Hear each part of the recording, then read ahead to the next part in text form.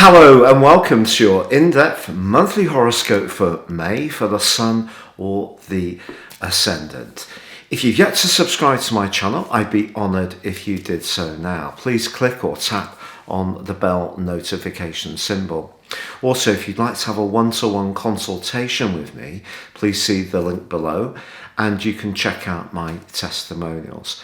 If you'd like to ascend above the Zodiac sign astrology and embrace a more serious understanding, you can do so in a very affordable way and check out my special offer for a 12-month forecast character analysis combination, 30% off based on your time, date and place of birth. No two reports are the same, and this will give you searing insights of the opportunities ahead for you and also a much greater understanding of what makes you tick. Hello Capricorn and welcome to your monthly horoscope for May. This month begins with a stellar lineup in your sister Earth triplicity sign of Taurus, which for you is about play, it's about self-expression and sociability. So really exciting. And the Sun is joined by Mercury, the planet of communication, of thought and talk, of Venus, the planet of relating, and Uranus, the planet of dramatic change, all together in Taurus. So of course, Uranus has been here for some while, since March the 7th, 2019, even had 5 months temporarily in 2018. And that's been pushing you to be a bit more experimental about what gives you pleasure. But as this month begins, it's the Sun and Uranus which are very closely tethered together.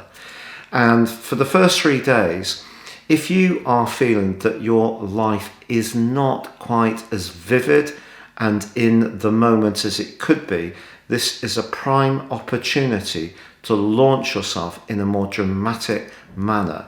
And when I say launch yourself, that could be if you've got an artistic flair or talent that you're not quite utilising as much as you could, or you're complying to a situation which is stifling your creativity, or you're not being as spontaneous as you could be because you're so dutiful, so hardworking and stoic that it's important not to let your dedication pulverize your passion. So if there is something you want to embrace at the very start of this month, but it does mean that you have to stand up for what makes you the individual, then do it. It will be like a breath of celestial air.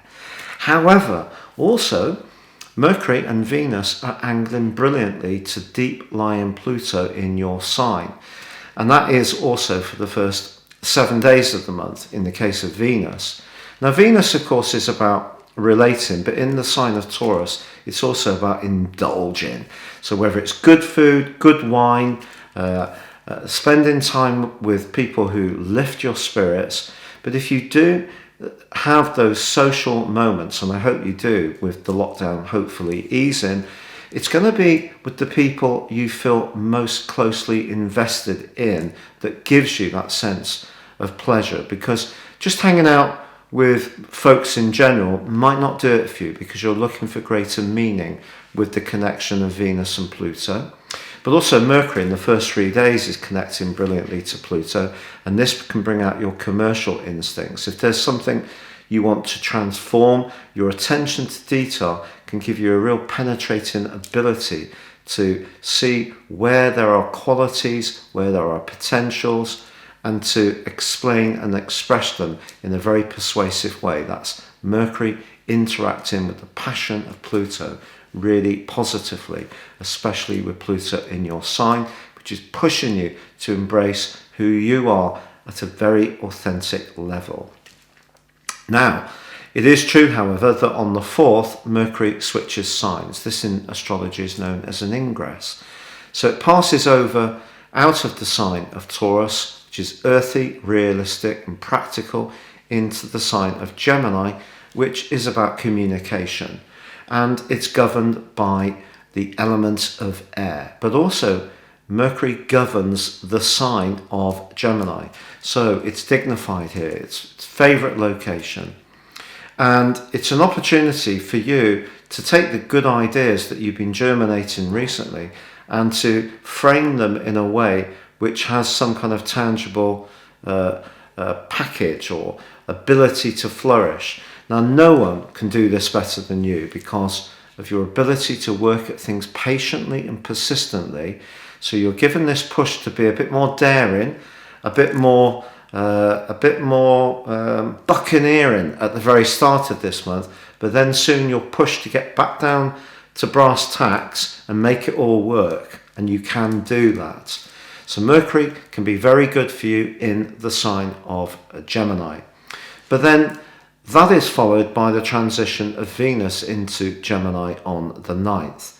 Now, Venus can be flirty in Gemini, but this 6th house position means that your relationships with co-workers, colleagues, or just people that you might provide services to come under the astral spotlight over the next few weeks. But it can be in a very positive way because both Mercury and Venus forge very positive links to your ruling planet of Saturn. In the case of Mercury, it's from the 10th to the 15th, and Venus from the 17th to the 19th.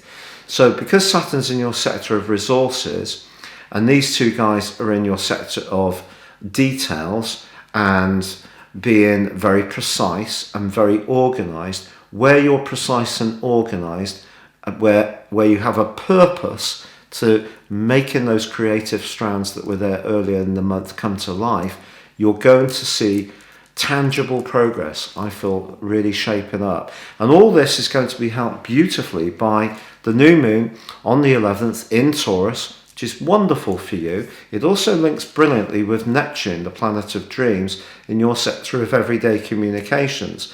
So if you do want to inspire someone, you want to tell someone how much you fancy them, you want to find a way to reach a wider audience for your talents, the next month really can see you showcase that brilliantly. But also on the 13th, Jupiter, the planet of growth and the planet of optimism, but in traditional astrology of good fortune, that moves into your 3rd house. So it moves out of your 2nd solar house of everyday resources and into the sign of Pisces, which it governs. Now, usually when Jupiter goes through its entire cycle, it takes 12 months, or around about 12 months in each sign. So the whole pattern is 12 years. This year we got a little bit of an unusual orb because Jupiter moves into Pisces for 3.5 months through to the 2nd of July. It is, of course, going to be retrograde. That begins on the 20th of June. But don't worry about that for now. This is going to give your ideas more magnification, more amplification. You're going to have more enthusiasm. You may want to be more even physically active. And Jupiter in Pisces, which it's a sign that it governs, is to some degree about philosophy, or spiritual philosophy. So if you're interested in subjects such as astrology, such as the occult, you could find yourself chatting about them a lot more over this next 3.5 month period. If there's a neighbour that you're really chiming well with, this relationship can go from strength to strength. The 15th, however, despite Mercury having gone through that very helpful angle with your ruler Saturn, it does go into shadow. This means that it starts to slow down. It actually goes into retrograde on the 29th. If you do have any appointments, whether it's for yourself or for animals, actually, the 6th house governs, just be aware that there could be some alterations, changes that you will need to flex with. But week 3 does see a magnificent angle between the Sun in your 5th house of expression and Pluto in your sign. This can be a period where your talents can be showcased in such a potent way. It can be like a furnace, the energy, if you are all aligned and ready to work with this. It just depends on how much you have the desire to do so, because Pluto is about power, but we have to use that power wisely. The Sun is about our innate passion. So if you put those two together, if there's something that's very, very important to you that you want to move forwards, you can do it. But equally, the movement can be deep within your being. You can start to see life in a different way, especially your romantic relationships. From the 18th to the 24th, however, the Sun and Jupiter are in conflict. The Sun moves on the 20th to join up with Mercury, Venus and the North Node in the sign of Gemini. But what we have here for you, just before that move, is a disassociate square. So although the Sun is still in Taurus, it actually is connecting within 3 degrees in a right angle with which is 90 degrees with Jupiter. Jupiter square Sun can be where we are a little bit too optimistic, perhaps too hopeful. We over-egg the pudding a little bit. It can be where we take on too much. And because of the 3rd house of Jupiter, which is about your thoughts, your physical actions, your quick movements, and the 6th house where you need to be precise, it could mean that you're trying to do too much from the 18th to the 24th. Slow it down, focus on what's really important, prioritise. And it may be that there's part of you that wants to please everybody. And the truth is that none of us should try to please all the people all the time, because if we do, we don't please ourselves. So it's about being generous of spirit, definitely Jupiter, but not to the point where you're losing sight of the detail of the thing that you need to work towards, which is coming through the Sun moving into Gemini. Now, the Sun moving into Gemini is about order, organisation, fitness, diet, those appointments I aforementioned. And it is about trying to make your life work that much more efficiently. But many Capricornian people are very good at this anyway. But just think of the word virtue. Because if you can find a way to be a bit more virtuous about any aspect of your situation, it can be a good thing to do. Particularly on the 23rd, when your ruler slows down, goes into retrograde in the sign of Aquarius, which it co-rules. So this is around your everyday resources. I'm not saying you should penny pinch over the next 5 months or so, but I would appreciate that, and I think you do anyway, that every penny spent has to be hard earned and won. So don't be too frivolous with your resources. The full moon of the 26th, however, is much more psychological. Is there something in your world that you're looking at in only a practical way that you may need to look at in a more holistic manner? So that may mean embracing the concept of the spiritual elements of your situation, or the psychological elements. If you're just seeing it only in a physical terms, and Capricorn people have a real appreciation of the physical form because you like to see tangible developments and rewards, what you're being asked to do with this full moon is to embrace your vulnerabilities, your fears, and make sure that you're looking at your welfare in the round. If you do that, you can realign and use this full moon very helpfully in the following 2 weeks. But then Mercury does go into retrograde formally on the 29th. If you are looking for a job, there could be a few frustrations that's caused by Mercury retrograde, but remember, it can be a time to rejig, realign, restart, and it's not always negative, Mercury retrograde. It can be a time to solve things as well.